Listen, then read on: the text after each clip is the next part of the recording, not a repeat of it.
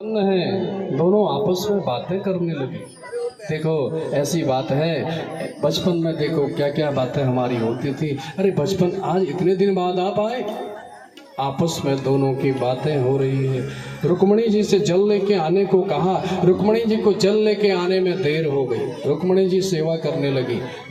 सुदामा जी से कहा कि तुम सुदामा जी के लिए हवा करो, क्योंकि सुदामा जी जो है ना भीड़ में नहीं जाते थे, वो आज उनको बड़ी डर लग रही थी। संकोची स्वभाव के सुदामा जी रुक्मणी जी से कहा जाओ जल लेके आओ।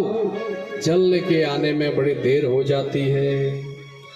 ऐसे बिहाल बिवाइन सो पग कंटक जाल लगे पुनि जोए।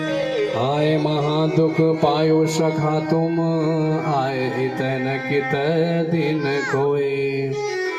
देख सुदामा की दीन दशा करुणा करके करुणा निधि रोए। पानी पराध को हाथ छुयो नहीं, नैनन के जल से पग धोए। पैरों को जैसे ही ठाकुर जी ने देखा, पैरों में कांटे चुभे हुए थे, अश्रुधारा बहने लगी भगवान की आंखों से। अरे मुझे पाने के लिए मेरा भक्त कितनी दूर से आया है। सुदामा जी कहते हैं अरे रहने दे भैया, पैर काहे को धोता है। लेकिन ठाकुर जी तो आपस में बचपन की बातें होने लगी। देखो बचपन में ऐसे बात थी, दोनों आपस में बातें कर रहे। देखो सुदामा जी से रुक्मणी जी से भगवान श्री कृष्ण ने कहा कि सुदामा जी को प्रणाम करो, और रुक्मणी जी पैरों में सुदामा जी को प्रणाम करती है और सुदामा जी आशीर्वाद देते हैं, देवी अखंड सौभाग्यवती रहो। जामवती से प्रणाम करती हैं, जामवती से कहा तुम भी प्रणाम करो। जामवती जी प्रणाम करते हैं, उनको भी आशीर्वाद मिल जाता है, देवी अखंड सौभाग्यवती भव। देखो सत्यभामा आई और ऐसे ही कालिंदी आ गई और सुदामा जी सबको आशीर्वाद देने लगे। ऐसे आते आते 50 तक निकल गए। अब सुदामा जी तो दुबले पतले भैया। सुदामा जी बोले ये आस पड़ोस वाले को काहे को बुलाता है। कन्हैया बोले आस पड़ोस वाले नहीं, सब अपने ही हैं। अच्छा सुदामा जी ने कहा देखो इतनी शादी कर ली, मेरे को तो बुलाए। अब भगवान द्वारिकाधीश ने कहा देखो शादी तो कर ली, लेकिन जो किसी का डेट फिक्स नहीं था, कभी कहीं घूमने गए तो वहीं से ले आए। अब आपने शादी करी कि नहीं। अब शादी का नाम सुनते घबरा गए सुदामा।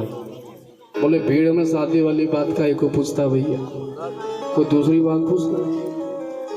देखो बार बार प्रणाम कर रहे थे। सुदामा जी ने कहा 16,108 बता रहा है, अगर मैं ऐसा करता गया तो मेरा तो हाथ ही काम करना बंद कर देगा। कन्हैया से कहा एक काम कर, तू ही मुझे प्रणाम कर ले। और भगवान ने ही प्रणाम किया। बोले पति को अगर आशीर्वाद दे दिया तो पति और पत्नी दोनों एक दूसरे के, पत्नी अर्धांगिनी है पति, उन्हीं को आशीर्वाद दे।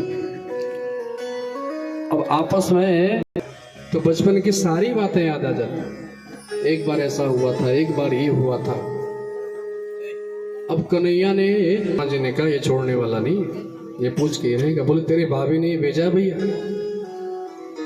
अब जो है कन्हैया ने कहा अगर भाभी ने अगर भेजा है तो मेरे लिए कुछ जरूर भेजा होगा। अब सुदामा जी को क्या भेजा था, फटी हुई पोटली थी, उसमें थोड़े से चावल थे। बोले भीड़ में चावल कैसे दिखाऊं भैया।